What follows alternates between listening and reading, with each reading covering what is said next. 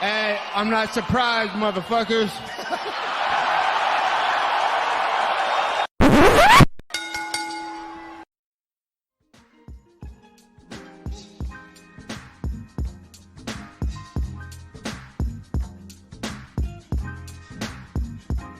What's up, guys? Welcome to the Courtside Soundoff podcast today. I'm Josh Evanoff. He's Angel Ortega. If you guys don't know, I'm not sure how you don't. The entire country, the entire planet is at a standstill. The coronavirus outbreak, a literal pandemic at this point, is affecting all of us and our lives in ways that we never really expected. In case you guys don't know, sports are canceled. Pretty much, they're all freaking canceled. The NBA, obviously, we'll get into what happened specifically with all these sports. I think the NBA is will be the one we'll lead with, considering how crazy that is. But officially, the NBA, the NHL, and the MLB are all postponed. NBA officially for 30 days, NHL for 30 days, MLB for at least 2 weeks from March 26th. Do the math on that one, which would have been opening today. March Madness has officially been canceled for the moment. There's stuff that we could talk about with proposals to make a smaller tournament sometime in the future. All championships for winter sports are also being canceled by the NCAA. The Masters, which is the big golf tournament, their big championship, has been canceled. The Premier League has been postponed, I believe, which I don't follow that too much, so I can't really speak on that. I know the MLS has also been postponed for 30 days. And this is all just a comeback to talk about. But I suppose we'll start with the NBA, because I think the NBA, not only are we a basketball podcast, but the NBA stories is probably the craziest. So we all heard the news that how it's kind of breaking into the U.S., and for the past week now we've heard about how they might be playing without fans. The Golden State Warriors were officially going to play without fans, and then it went ahead and the news came out that right before the tip-off of the Oklahoma City Thunder, they're my fucking team, can't believe I messed that up, Oklahoma City Thunder and Utah Jazz game, that Rudy Gobert has tested positive for the coronavirus. They found out right before tip-off, and they proceeded to cancel the game and test the entire Utah Jazz training staff, and Donovan Mitchell was also found to have tested positive. And it's important to note that symptoms don't show up for days. I'll talk a lot more about the coronavirus in depth, because a lot of people don't know a whole lot about it. And I recommend go watching the Joe Rogan podcast with the virus expert, whose name I can't remember. He's wrote multiple books, very acclaimed man. Shout out that. You guys should go watch that whenever you have time. But we'll talk about it more. But symptoms basically don't show up for days, so it's unknown how long they had the virus. So they had to go back and test all the teams that played the Jazz as well as the Thunder and all that stuff.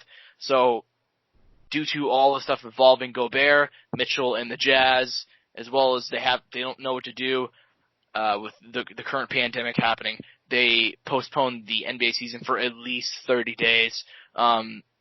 This all unraveled Wednesday night. Angel Ortega, what the fuck?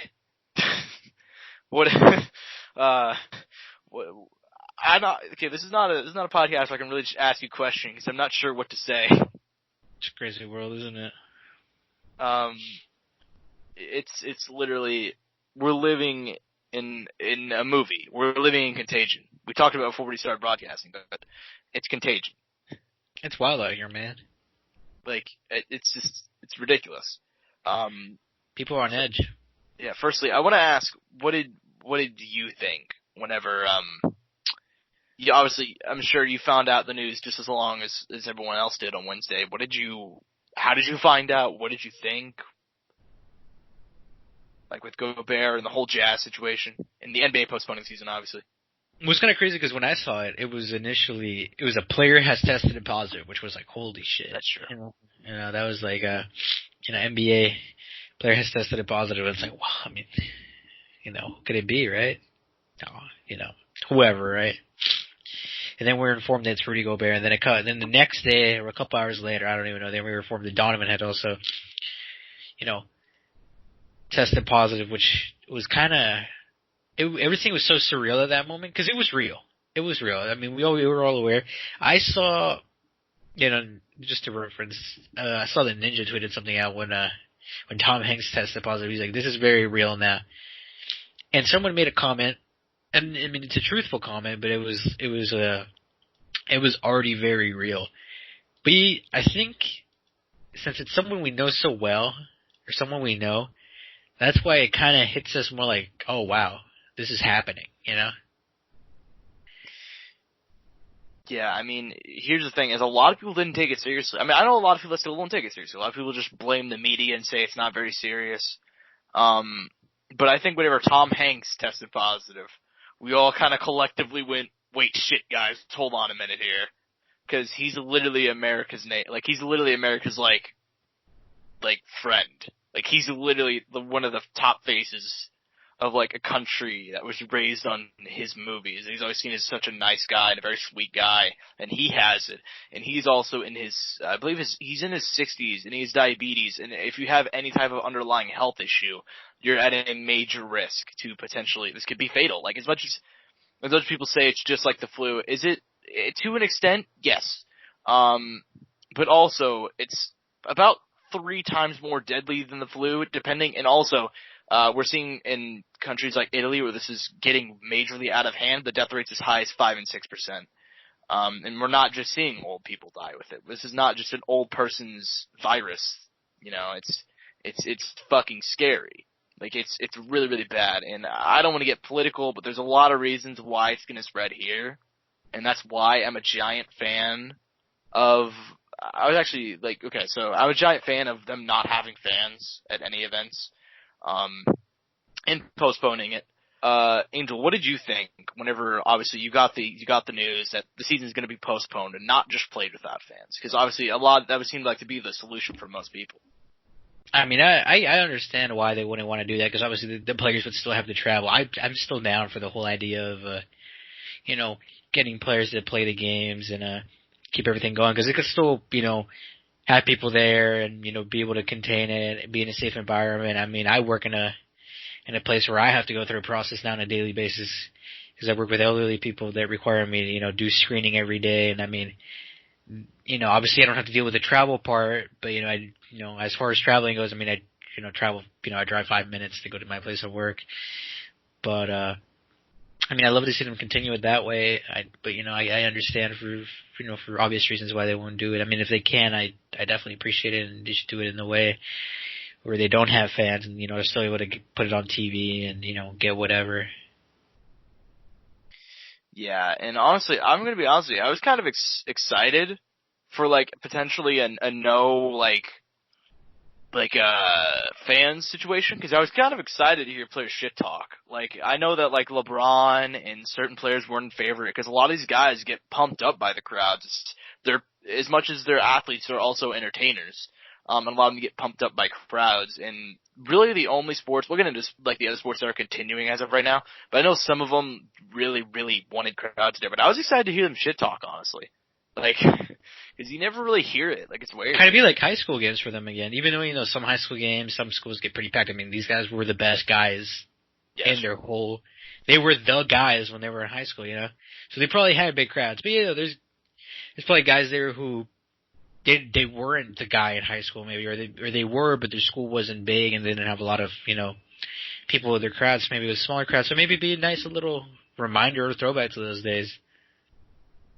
Yeah, that's also something pretty cool too. But the idea of doing it, and I think that could be a solution. Somewhere down the line, after the 30 days are up, they could possibly single out a few arenas, because I'm assuming they won't play in all the original ones. They won't play the original schedule just based on the fact that that's way too much traveling. I could see them potentially just settling down in cities that are not very outbreak stricken and having them play with potentially no crowds or low amounts of crowds. Low amounts of people. Yeah, I was kind of excited to see shit talk. But yeah, the NBA is postponed, and that really, really sucks. That sucks for a lot of reasons. I mean, obviously, I'm glad it's not canceled, because a lot of people are saying canceled. It's officially not canceled. They're going to talk in 30 days. Yeah. That's the thing that we keep on saying a lot, but 30 days. If we can survive the 30 days, we'll see where we're at. And the owners apparently have had discussions of the season just continuing at the 82 games, going all the way to August. I've heard Adam Silver talk about how this can potentially they'll just start at the playoffs whenever they come back, which, I mean, Holy shit, there's guys who could still get in. Yeah, that sucks, because there are certain teams that are streaking. Last time we talked about the Kings who were streaking. The Blazers are only a couple of games out. Now, the East is pretty much settled, so, but still, like, the seeds are the thing that's up in I don't know, up in Josh. the air. I have hope in the Wizards still. I don't know, man. Pistons, they're right there, bro. D Rose. Hawks, they're on that comeback. Hey, listen, bro. If the Pistons win 22 straight games, they can land at 500 and get that 8 spot, bro. Hear me out. But honestly, it would affect seeding a lot. I think the West is the West would be affected because teams are still on the border of getting in, but seeding would be the big issue, because right now, I believe the Thunder are number 4. I'm not sure, because we were talking about it last week, and I completely jinxed it. If we go straight into the playoffs, the Oklahoma City Thunder would be the 4th seed, right after I said we've been 6 for the entire season. So that's awesome. Yep. I wouldn't be a fan of that, but, if it happens, it happens. Yeah, I was about to ask you, like, if you're the man in charge, obviously it's hard to tell 30 days from now, but would you rather just them continue the season as it is, or would you rather, like, just start in the playoffs? I'd like them to continue the season, or something they could do is keep playing the games until the playoff picture's fully set, and if it gets set, bam, start the season there, because, the playoff picture's set, Why do you need to play those 5 other games that will make a difference, Why? So its team can tank more? That's the opposite of what you want to do. Yeah, it's weird. There's no easy solution here, because this is going to get bad. And we don't know how bad it's going to be in 30 days. But we know it's going to be bad.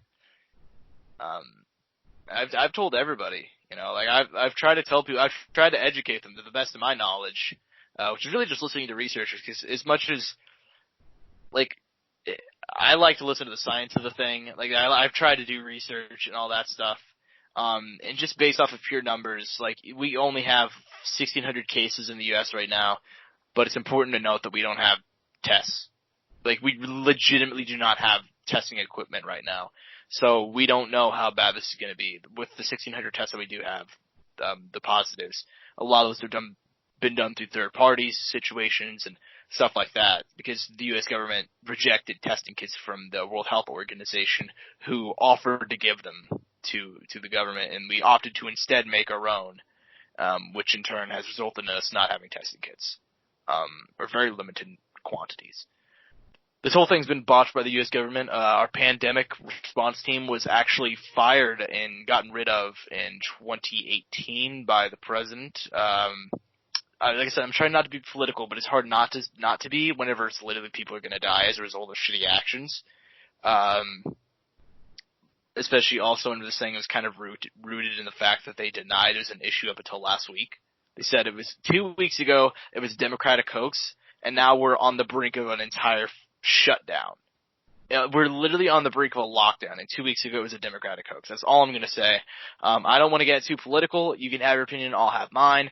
But as of the sporting aspect of this, the only sport that is actually officially sport, because I don't want to get into the arguments on if WWE is a sport or not. I think it's an athletic oh my god. Pure definition-wise, I believe it is. Pure definition. If we're going by the definition of the word sport, I believe it's a sport.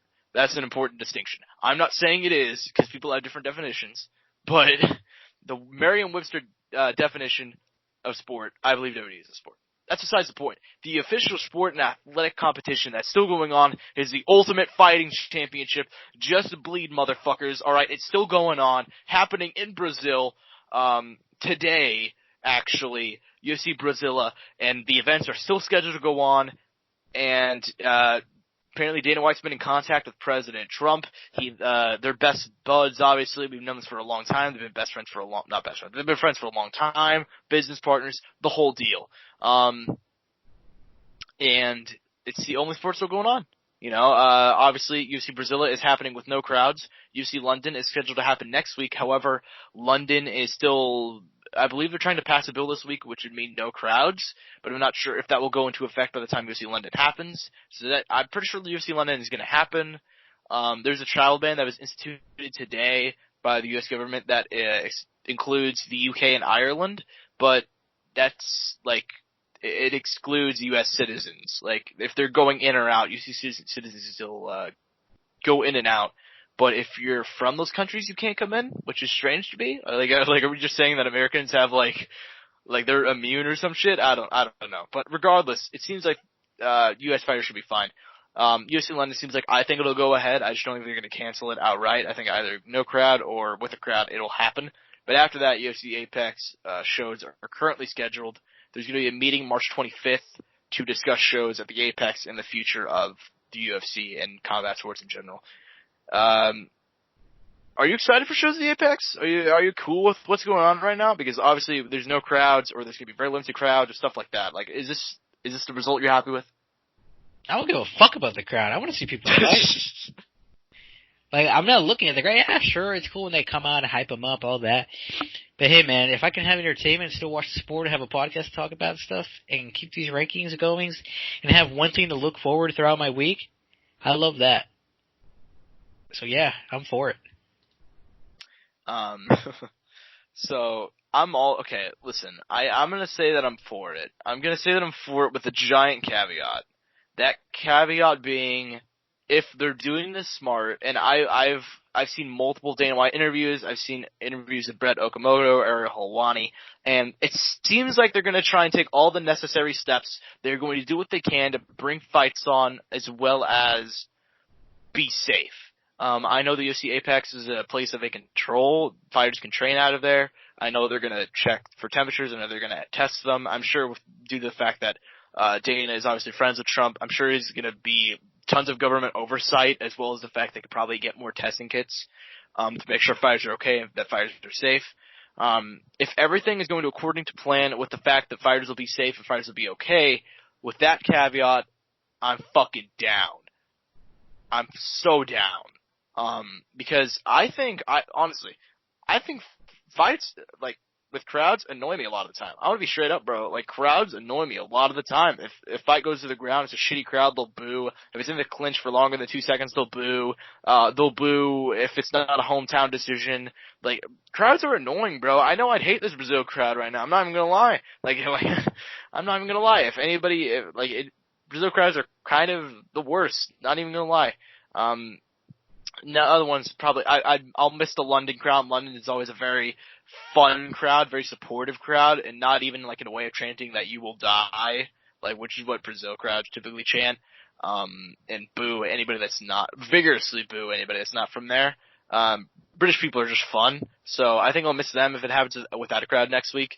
But, yeah, man, I'm down, and I guess I'll ask you, April 18th, do you think Tony Habib happens? Do you think it happens? I'll give you 3 options. Happens at all, canceled, happens, or happens at the Apex, happens in New York, or happens not at all. Gun to your head. This shit's happening in the Apex, bro.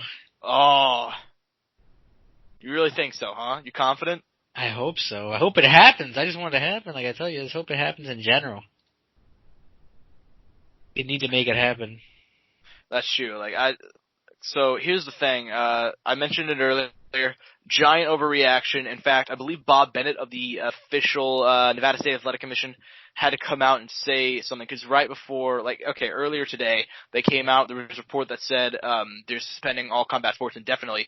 They are doing that until their next meeting, March 25th, which I believe the next UFC show past London would be March 28th. That one is the Ngannou Rosenstruik card, which, god damn, I love that card, bro. I love that card so much. And if that could you imagine Ngannou and Rosenstruik just fighting in an empty arena where everything is amplified?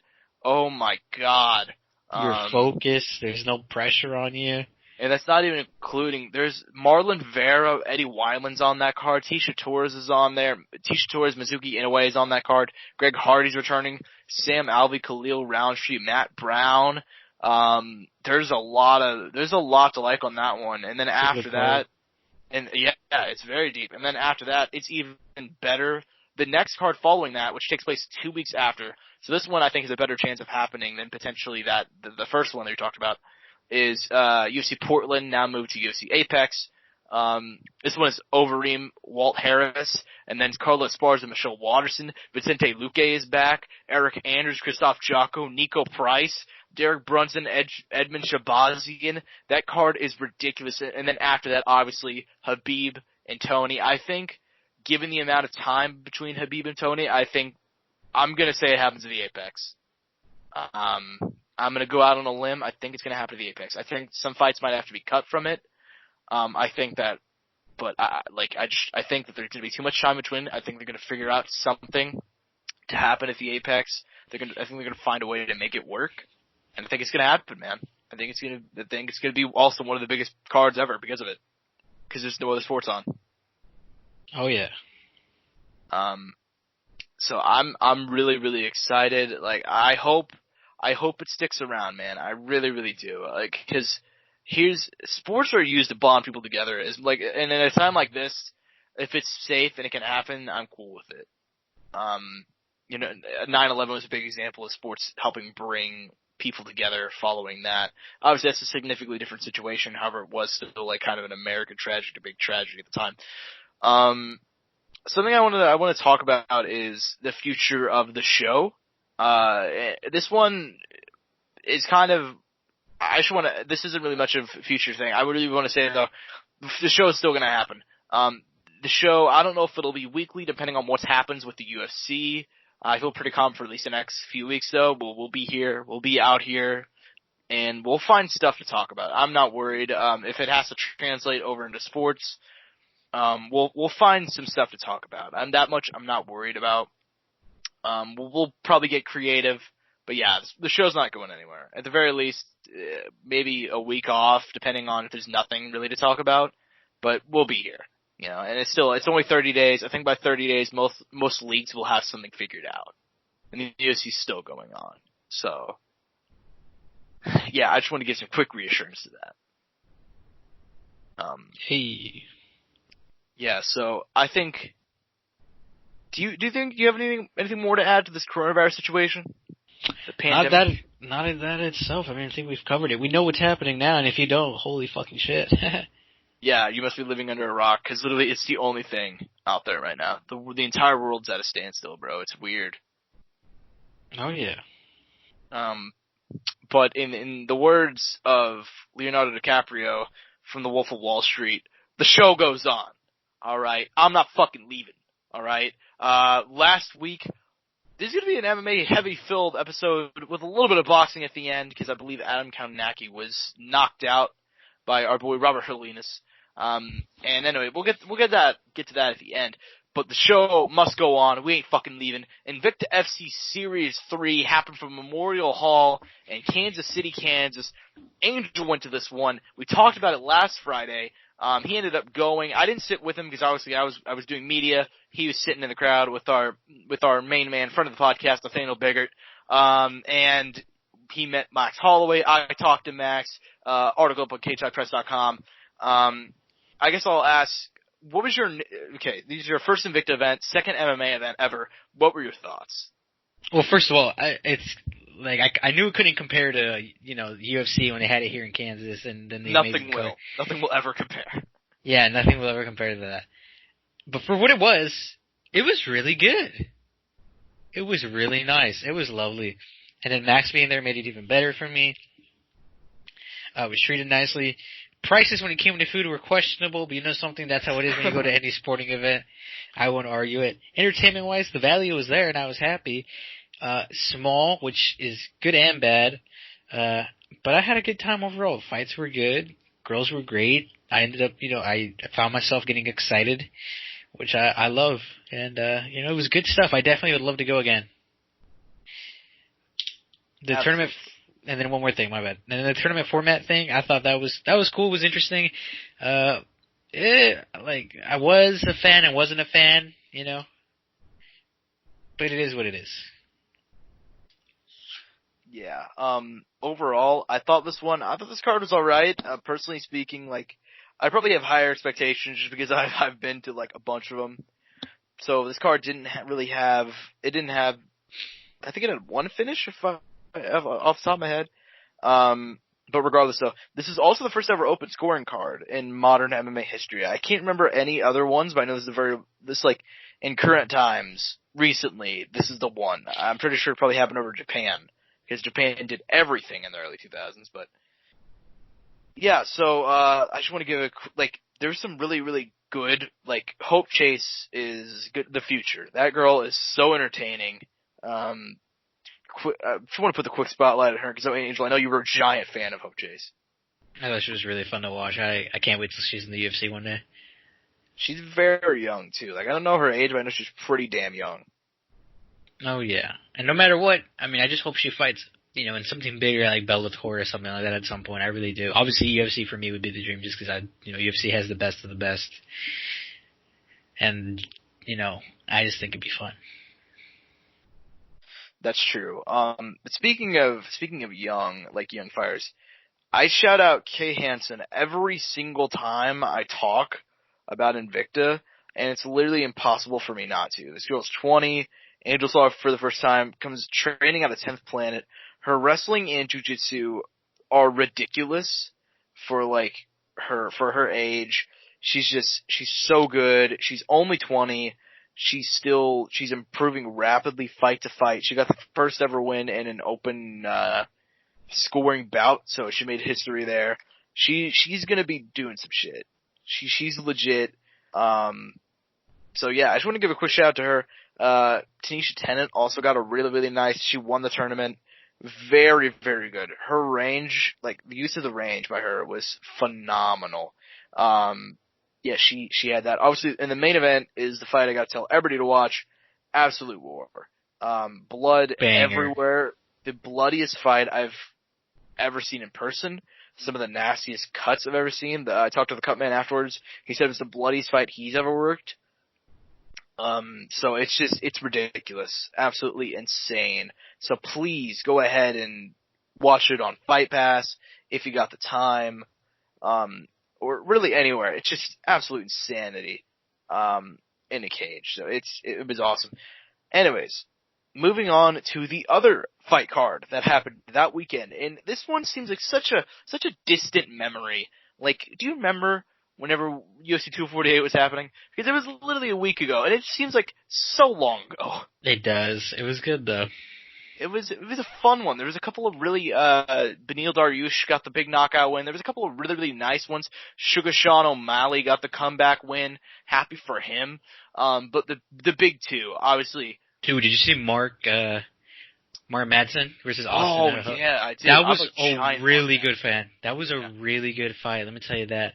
There was a couple moments in that where they went over to his corner and they tell me he has to win a round. That was honestly like such like a real moment for me in that fight, or just in MMA. I was like, wow, I've never felt like that connection in a fight. I mean, like, listen, he has so much potential. I think he has the potential to be a top 10, maybe top 5 guy one day. He's so damn good. The training's there. The athleticism is there. I have high hopes for that guy. I've had high hopes ever since he joined the UFC. 10-0. So yeah, undefeated. So this card was a banger. Obviously the big one that we have to talk about, we just have to address it, the co-main event. This is the fight of the year as it stands. As it stands right now, the fight of the year is Weili Zhang and Joanna Jędrzejczyk. There was no right winner here, but it ended up being Zhang via split decision. I also had her winning the fight. Full credit to Joanna. It was incredibly close. It's incredibly hard to judge. But obviously Zhang got the win. I gotta ask, Angel, you've been on the train for so long. You have been on it longer than anybody I personally know, than analysts. Seeing her pick up the win in a fight of the year contender, did you feel like a proud dad? Did you how did you feel? Like, did you have her winning? I think. Oh yeah, I had her winning. It was scary though. Let me tell you that. I was like, whoa, this is looking a bit, close, But God, was it good, and that's all I want at the end of the day. I just want good fights at the end of the day more than anything, And I was entertained. I was happy with the entertainment value. I'm like, this is such a good fight. I'm so happy, because of the disaster that followed, Little did we know, but we'll talk about that here in a second. Oh, God damn it. Do we have to? We will. But man, was it good, man? Was it good? I loved it. I loved every second of it. Yeah, it was so good.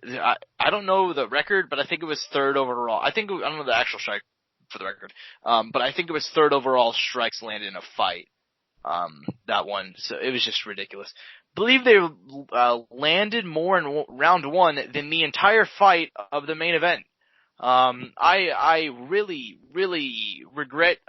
You know what? We spent like 25 minutes on Israel Adesanya and Yoel Romero last week, and that was the biggest waste of time. Second biggest waste of time of 25 minutes I've ever seen. You know something though? We knew that could have happened though. I told you, and That's I don't true. know if I mentioned that. I was like, this could either be the most entertaining or most boring fight in the world. And that it was. That it very much was. It was very boring. Izzy won via very minimal activity. Via leg kicks. Nothing else happened. Yep. Nothing much to say there. Just didn't get the absolute war we wanted. Justifiably, though. I see Izzy's getting hate. Let me tell you this. Anybody in Izzy's position would do the same exact thing. Yeah, could you... That's incredibly dumb to get mad at Israel Adesanya for not brawling with Yoel Romero. I'm not gonna fight like an idiot, Yeah, I think that's so aggravating. Out of fans, out of analysts, out of everybody, dude. I see everybody's complaining about it. I was not happy about that. That frustrated the hell out of me. Because I know if I was in Izzy's position for whatever reason, if I was him, I'd do the same exact thing.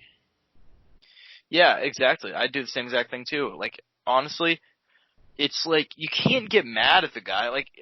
Yoel was the one who did not do anything. Izzy, he only threw leg kicks, but he's a counter guy. At least he did something.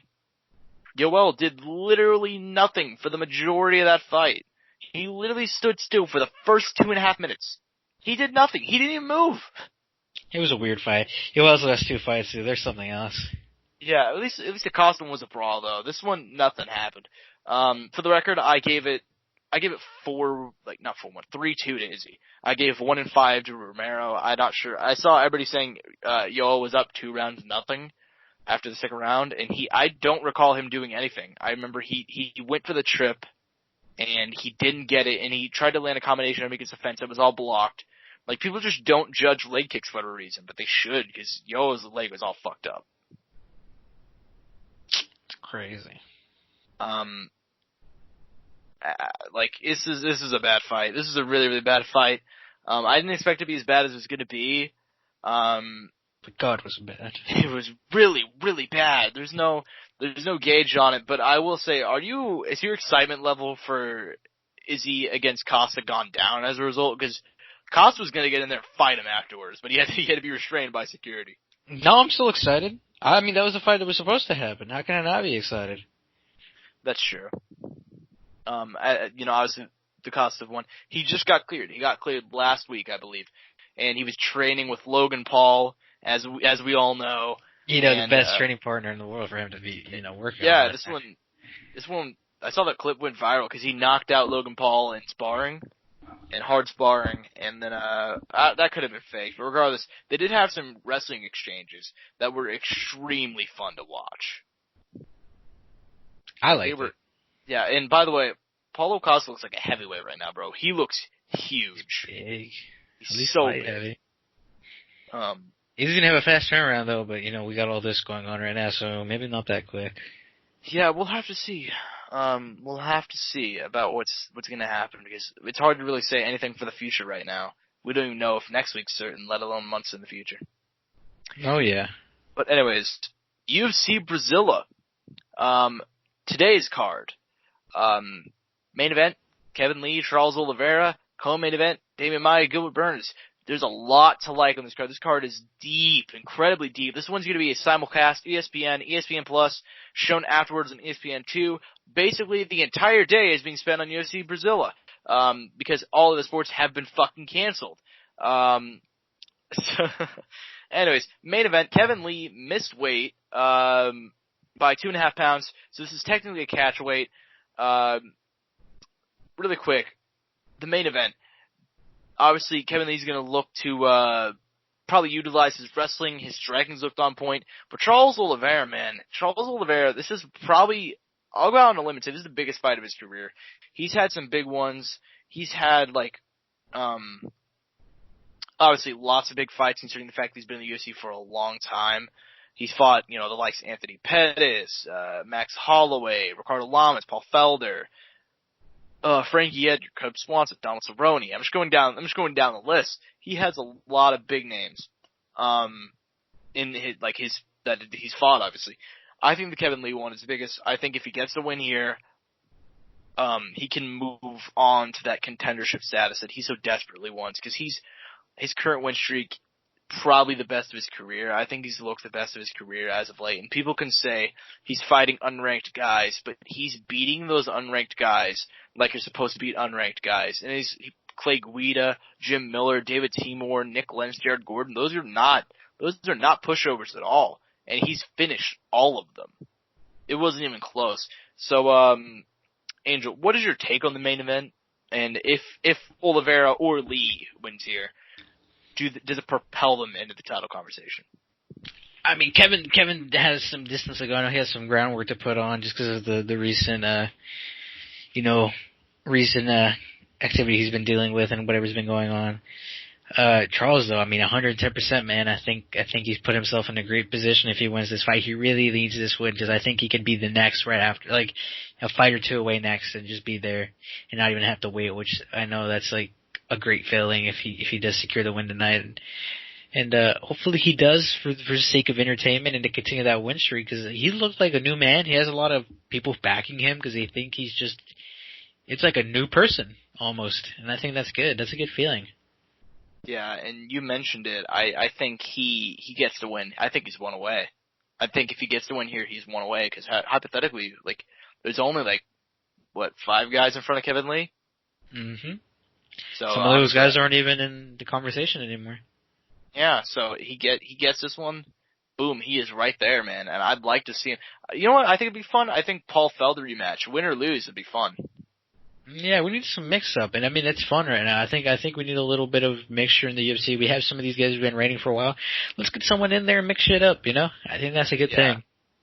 I mean, obviously we've got in the coming months, if everything goes according to plan, let's say that. Habib Tony, McGregor Gaethje, that one's not official, but that's what it's looking like anyways.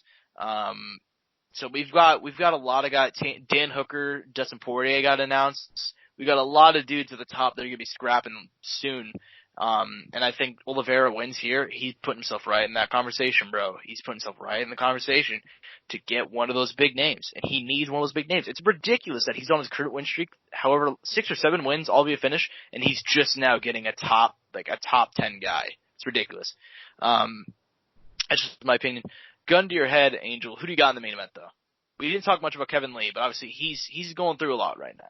Oh, bro, I need this man, Charles Oliveira. I want the entertainment. Like I tell you, I'm for the entertainment. I'm for the people.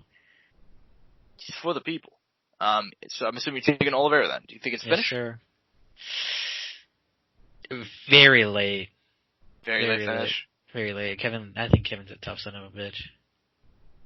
Fair enough. I'm taking Kevin Lee. As much as we talk about Charles Oliveira, I'm a massive Charles Oliveira fan. I think the fact that he missed weight is giving me a lot of pause. He does all Kevin Lee when this fight got announced and during the build-up, but the fact that he missed weight is a big issue for me. But I think the fact that he's training at the TriStar, he's training with GSP, he's training with Firas Zahabi, his head seems to be in the right place. His training looks phenomenal. And obviously he knocked out Gregor Gillespie last time out, Gregor Gillespie, I don't even need to say it, but that's a bad motherfucker right there, man. That guy was undefeated. He's one of the top wrestlers in the UFC. He was undefeated. He has so many attributes. One of the greatest NCAA wrestlers, of all time, at that weight anyways. And Kevin Lee just went right through him, man. He went right through Gregor Gillespie. I think he's in the right place. I think missing weight gives me a lot of pause, but I'm gonna hesitantly go with Kevin Lee. I think he's gonna get the win, man. I really do. Co-main event. 2 Brazilian grapplers are going to be scrapping. All right. This one I'm really, really excited for. Damian Maia, Gilbert Burns. Gilbert Burns, after kind of bouncing around in weight classes, he seems to be he's found his home. At 170. You know, obviously, he bounced between 155 and 170. Right now, he's on a 4-fight win streak. Wins are Olivier Aubin-Mossier, Mike Davis, Alexei Kunchenko, and Gunnar Nelson, the last 2 which were within a month of each other. And then Damian Maia fought his way to that title shot a couple of years back in 2017, beat Jorge Masvidal, Carlos Condit, Matt Brown, Gunnar Nelson, a bunch of names on there. And then he got dominated by Tyron Woodley, and after that, he had a bad stretch. Lost to Covington badly. Actually, he didn't lose too badly to Covington. He dominated. Those are all forgivable, though. Yeah, that's fair. So, but still, three bad losses. 2 of those he got dominated in. The only one where he was slightly competitive was Covington. I gave him round 1, and I'm pretty sure the vast majority of people did. K1 Maia came out. If you guys haven't seen that fight, go watch that fight. That one is a straight up banger. After that, though, he is on a 3-fight winning streak, my man. Lyman Good, Anthony Rocco Martin, and Ben Askren, all of which were actually on decent streaks heading into those fights. Obviously, Ben Askren wasn't on a decent streak, but he had lost the first time in his career prior to that. But regardless, still, really good names. Lots to like here. Decent grappling matchup. Gilbert Burns said he's going to bring the grappling to Damian Maia. Do you think it happens? Do you think he gets the win? Dude, there's no way this man's gonna try to get him on the ground. I wouldn't do it. This man's gonna try to knock his ass out. He's also a super acclaimed grappler, though. Oh no, he's a really good grappler. We know this for a fact. Thing is, though, like experience-wise, situation-wise, being there, the height, so the legs are a little longer. There's a couple of little factors in there that go into it. On the ground, I'm sure he'll struggle. And let me tell you this: if he's stupid and slips up, he could lose to Damian. I guess I kind of gave my pick away there, but yeah, I have Gilbert winning. But because better striker, obviously he'll be able to hang with him. He'll do enough. But the thing is, I feel like if he gets caught wrong on the ground, it's over. Yeah, I'm kind of in the same field. I think Damian Maia. Listen, I was really, really happy with his last performance against Ben Askren. I think the fact he didn't gas. That's part of the reason why I picked Ben Askren, because Damian Maia always gasses in the later fights. You know what I mean? Yeah. He gassed against Woodley. He gassed against Covington badly after the first 5 minutes. Against Usman after the first 5 minutes. Rocco Martin got a 10-8 in round 3 because he was beating the shit out of Damian Maia. And then he came out, man, and his gas tank looked on point against Ben Askren. And then he got the submission win. And even though Ben Askren, he was older at that point in his career, he still had a lot of hype behind him, and he was still an accomplished grappler and wrestler. So the fact that Damian Maia was able to submit him was a massive deal to me personally. I was very, very happy with that win for Maia. At the same time, I think Gilbert Burns is hitting his stride. I think he's at the right point in his career right now. I think he's on fire. And I like this matchup a lot for him. I think he has the grappling technique to stay in it if the fight does go to the ground, and I think he's going to get the win. I think it'll probably be a unanimous decision. I think he's going to be able to get out of any grappling situations Damian puts him in, and I think he's going to be able to outstrike him on the feet. So I believe that ends UFC talk. Let's be clear. There's some other banger fights on this card. Brandon Moreno, Justin Juicy Famiga, Johnny Walker, Nikita Krylov, Francisco Trinaldo, John McDessie, Hanato Moicano is making his debut at lightweight. So there's a lot to like here. So give it a watch. To move on to, I think, is this the only boxing story we have this week? Adam Konaki losing via knockout? Shakur getting canceled, but no surprise. Yeah, okay. So I guess we could start with Shakur and then go into the later news. But Shakur Stevenson, obviously, he was going to fight this weekend, and it got canceled along with all of the sports. Yeah, they tried. Right. Top Rank, I believe he's promoted by Top Rank, right? Correct me if I'm wrong. Yeah, I think the fight was at least getting promoted by Top Rank, but yeah, you're right. Yeah, so Top Rank tried to have it go on, but they said they couldn't get testing kits for all the fighters prior, so they ended up canceling. They were originally going to do it behind closed doors with no staff. No fans, only staff.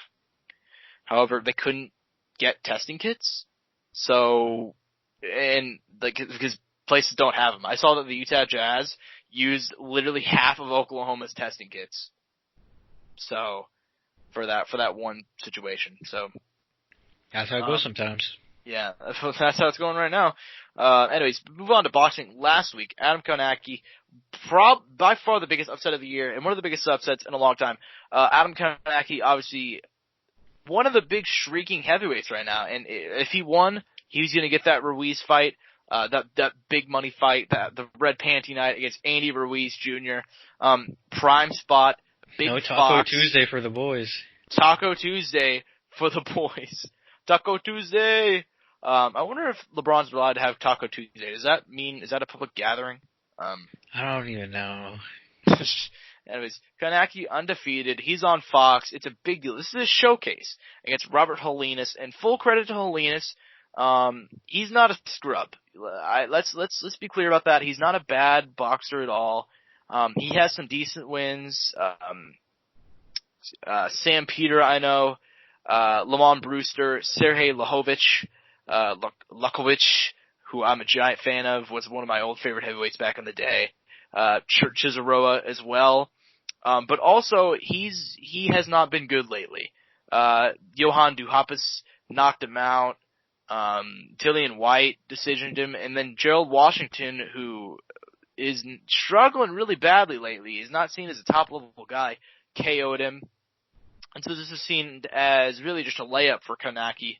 And he got dropped in the fourth round, and then he got dropped again. Technically, the first one was a slip, but in hindsight, that was a knockdown. And then following that, he just put it on him for the standing TKO finish. A couple of questions. Obviously, this sets up Holinas to get I believe this was a eliminator bout, so I believe he's going to get a shot at Joshua now. He's a mandatory for the WBA now, so that means that Holinas will be facing off with Joshua at some point, likely in the future. So a couple of questions. Do you have any expectations for him as a potential, both guys, as a potential challenger going forward? Because this really was a bad one for Kownacki. Are you surprised? And how do you think he follows up with this? I mean, he was definitely near the bottom when it came to the guys who, had that next chance. Like, there was hope there, but it wasn't like, this guy's something special. But it looked nice. It looked like some guy who can mix up, and still can. There's just a step back. He'll come back. It was devastating, though. It was devastating loss, though. Like, the worst way he probably could have lost, fourth round. He wasn't looking the worst, and then he started getting, lit up and tagged up, and it was over. But as for that, I mean, Josh is in this, he's a champ right now. He can outbox you. He'll be boring himself if he has to be. He's on top right now. It's going to be hard. The only people who can really touch him are Wilder and Fury, in my opinion, still, when it comes to the top. We're about to see, though, because he does have a scheduled bout, which we don't know if it is or isn't going to happen against Pulev. I've got to see what performance happens there, because Pulev is no scrub. Yeah, he's not. Fulew's not a scrub at all. I do think he's a bit older, though, so that's my one thing for pause. I think Joshua's probably going to walk through him, though. I just don't think he has. I'm sure he'll win, but we'll see. You never know. There could be some excitement there. I could see him making it really boring, and Joshua picking up the win. Oh yeah, we'll see. He can make it really boring, but we never know. We saw Anthony Joshua lose to Andy Ruiz, so anything can happen in this sport. Yep. Do you think Kownacki? Do you think he can respond to this? Like, respond after this, get back into title contention? I hope, man. This was tough. This is gonna be rough on him. This is a bad one. It was a bad one. This is a bad way to go out. Hopefully he can come back to it somehow, recover, be focused, and get back in that conversation, because right now he really pushed himself out. Yeah. Very disappointing performance. I know we all kind of expected him to just get this one, be the challenger next. Instead, Robert Holinas, shout out the boy, is now a mandatory challenger for Anthony Joshua. Oh yeah. Heavyweight boxing it's insane, man. It really is. Oh yeah, but that's what we like to see. That's true. It's what we love to see. It's what makes the sport so amazing, and sucks that it's not happening. Give it some time. Hopefully things change. Yeah, hopefully. We'll wait around. Is that all we got for today?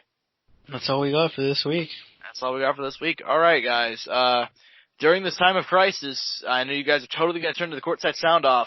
So, we hope you guys enjoyed this episode. We hope you guys enjoy in the future. And hopefully next week we'll have better news. I'm not sure what it could be. Hopefully we have something going on. But as always, we thank you guys for listening at Courtside Sound 1.